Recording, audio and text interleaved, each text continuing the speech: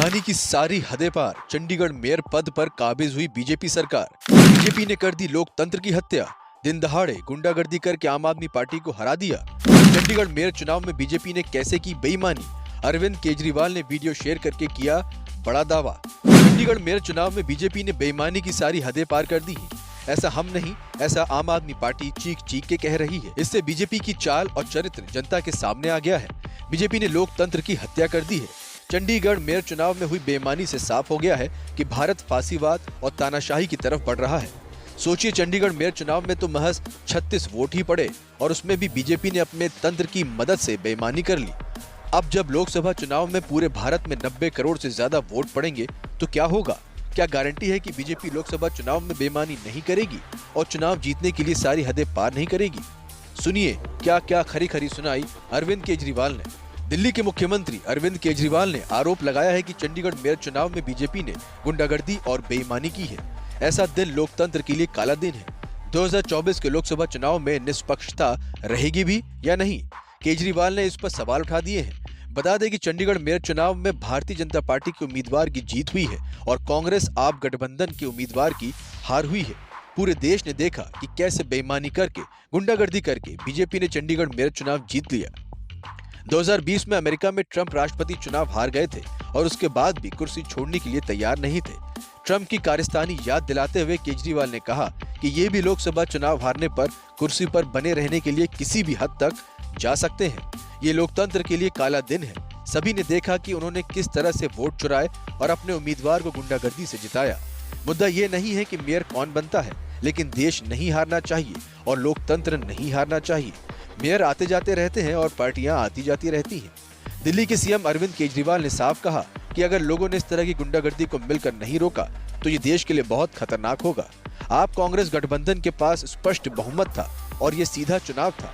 8 vote यानी कि total वोटों के 25% वोटों को अवैध घोषित कर दिया गया।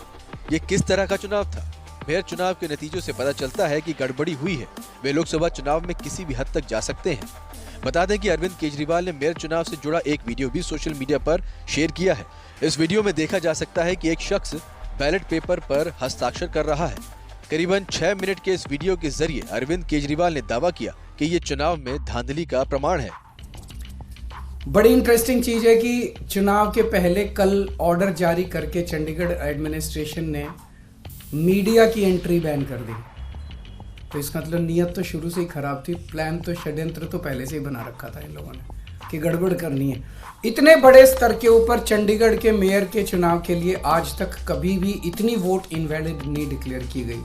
36 में से 8 वोट इनवैलिड, मतलब 25% वोट। अगर इनसे 36 वोट काउंट करने में इतनी बड़ी धांधली कर रहे हैं, देश का जब बड़ा चुनाव होगा उसमें तो 90 करोड़ वोट पड़ते हैं, उसमें तो पता नहीं किस लेवल की धांधली करते हैं ये लोग। और 25% के अगर उस चुनाव में तो 5-6% की भी वोट अगर इधर उधर हो जाए तो सब।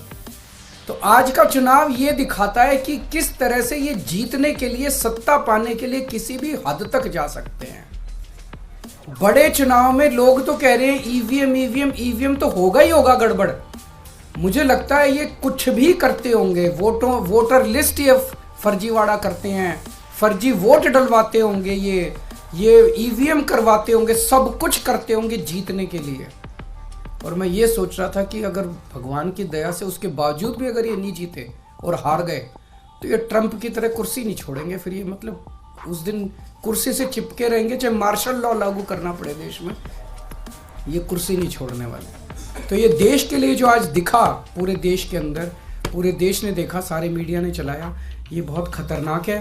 और हम सब लोगों को, जो लोग इस देश से प्यार करते हैं, हम सब लोगों को इसका पुरजोर विरोध करना है और इन सब को रोकना है। बड़ी ਵੱਡੀ ਧਾਂਦਲੀ ਹੋਈ ਹੈ ਜੀ। ਜਿਹੜਾ ਜੋ ਵੀ ਆ ਇਹ 8 ਵੋਟਾਂ ਇਹਨਾਂ ਨੇ ਕੈਂਸਲ ਕਰਕੇ ਲੋਕਤੰਤਰ ਦੀ ਹੱਤਿਆ ਕੀਤੀ ਹੈ। ਇਹ ਬਹੁਤ ਜ਼ਿਆਦਾ ਲੋਕਾਂ ਨਾਲ ਵਿਸ਼ਵਾਸਘਾਤ ਕੀਤਾ ਬੀਜੇਪੀ ਨੇ। ਇਸ ਤਰ੍ਹਾਂ ਨਹੀਂ ਚਾਹੀਦਾ। ਜਿਹੜੇ 36 ਵੋਟਾਂ ਸੀ, 8 ਵੋਟਾਂ ਇਹਨਾਂ ਨੇ ਵਿੱਚੋਂ ਕੈਂਸਲ ਕਰਤੀਆਂ। ਕਿਸ ਬੇਸ ਤੇ ਕੈਂਸਲ ਕੀਤੀਆਂ? ਇਹ ਵੇਖੋ ਕਿੱਡਾ ਵੱਡਾ ਜਿਹੜੇ ਸਰਕਾਰੀ ਅਫਸਰ ਆ ਉਹ ਪੂਰੇ ਜ਼ੋਰਾ ਸ਼ੋਰਾ ਨਾਲ ਸਰਕਾਰ ਦੇ ਨਾਲ ਧੱਕੇ ਨਾਲ ਮੋਢਾ ਲਾ ਕੇ ਜੇ ਕੀ ਗੱਲ ਕਿ ਦੂਜੀਆਂ ਸਰਕਾਰਾਂ ਮੁੜ ਕੇ ਨਹੀਂ ਆਣੀਆਂ, ਉਹਨਾਂ ਨੇ ਨਹੀਂ ਆਪਣੇ ਬਦਲੇ ਲੈਣੇ। ਵੇਖੋ ਜੀ, ਇਹ ਤਾਂ ਸ਼ਰੇਆਮ ਯਾਨੀ ਕਿ ਧੱਕਾ ਹੋ ਰਿਹਾ ਵਾ, ਕਿਉਂਕਿ ਬੀਜੇਪੀ ਚਾਹੁੰਦੀ ਨਹੀਂ ਕਿ ਪੰਜਾਬ ਦੇ ਵਿੱਚ ਡਿਵੈਲਪਮੈਂਟ ਹੋਵੇ। ਪੰਜਾਬ ਦੀ ਡਿਵੈਲਪਮੈਂਟ ਜਿਹੜੀ ਹੋਣੀ ਚਾਹੀਦੀ ਹੈ। ਜੇ ਇਹੋ ਜਿਹੇ ਹਾਲਾਤ ਰਹੇ ਤੇ ਜਿਹੜਾ ਗਰੀਬ ਬੰਦਾ ਅੱਜ ਵਿਚਾਰਾ ਰੋਟੀ ਤੋਂ ਹੱਥ ਧੋਇਆ ਪਿਆ, ਇੱਕ ਵਾਰੀ ਫਿਰ ਬੀਜੇਪੀ ਸਰਕਾਰ ਬਣਦੀ ਜਿਸ ਤਰ੍ਹਾਂ ਚੰਡੀਗੜ੍ਹ ਦੇ ਵਿੱਚ ਇਹਨਾਂ ਧੱਕੇ ਦੇ ਨਾਲ ਸਰਕਾਰ ਬਣਾਤੀ ਆ। ਇਹ ਗਲਤ ਕੀਤਾ, ਇਹ ਚੀਜ਼ ਬਣਨੀ ਨਹੀਂ ਚਾਹੀਦੀ ਕਿਉਂਕਿ ਸ਼ਰੇਆਮ ਗੁੰਡਾਗਰਦੀ ਹੈ। 2024 ਦੇ ਵਿੱਚ ਜਿਹੜੀ ਚੰਡੀਗੜ੍ਹ ਵਿੱਚ ਮੇਅਰਸ਼ਿਪ ਦੇ ਇਲੈਕਸ਼ਨ ਹੋਏ, ਇਹਦੇ ਵਿੱਚ ਬੀਜੇਪੀ ਸਰਕਾਰ ਨੇ ਵੇਖੋ ਜੀ ਬਹੁਤ ਜ਼ਿਆਦਾ ਧੱਕਾ ਕੀਤਾ ਹੋਇਆ ਵਾ। ਤੁਹਾਨੂੰ ਪੂਰੇ ਦੇਸ਼ ਨੂੰ ਪਤਾ ਲੱਗ ਚੁੱਕਾ ਵਾ ਵੀ ਇਹ ਆਪਣੀ ਤਾਨਾਸ਼ਾਹੀ ਸਰਕਾਰ ਧੱਕਾ करना स्टार्ट कर चुकी है। बीजेपी उम्मीदवार मनोज सोनकर ने कांग्रेस समर्थित आम आदमी पार्टी के कुलदीप कुमार को हरा दिया। सोनकर को 16 वोट मिले जबकि कुलदीप कुमार ने 12 वोट पाए, जबकि उनको मिले 8 वोटों को अवैध घोषित कर दिया गया। अब सवाल उठता है कि जब आपके उम्मीदवार को टोटल 20 वोट मिले तो उसके वोटों को अवैध घोषित करके क्यों हरवाने का काम किया गया। Bureau report.